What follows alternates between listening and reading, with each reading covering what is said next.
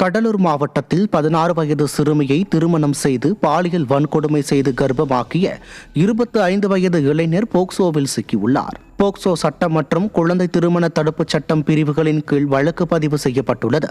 வட மாநிலங்களைப் போல தமிழகத்திலும் சிறுமிகள் மீதான பாலியல் வன்கொடுமை மற்றும் குழந்தை திருமணங்கள் அதிகரித்து வரும் நிலையில் சமூக நலத்துறை நடவடிக்கை எடுக்கவில்லை என மக்கள் குற்றம் சாட்டுகின்றனர்.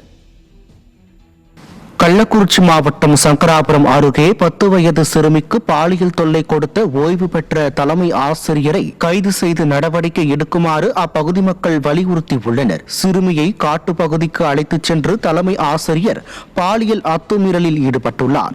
இது தொடர்பாக சிறுமியின் தாயார் அளித்த புகாரின் பேரில் எந்த நடவடிக்கையும் எடுக்காமல் ஸ்டாலின் அரசின் ஏவல் துறை மெத்தனமாக செயல்படுவதாக பொதுமக்கள் குற்றம் சாட்டுகின்றனர். குழந்தைகள் மீது நிகழும் பாலியல் வன்கொடுமைகளை கட்டுப்படுத்தாமல் ஸ்டாலின் அரசு விளம்பர மோகத்தில் அப்பா என தம்பட்டம் அடித்துக் கொண்டிருப்பதாக பொதுமக்கள் குற்றம் சாட்டுகின்றனர்.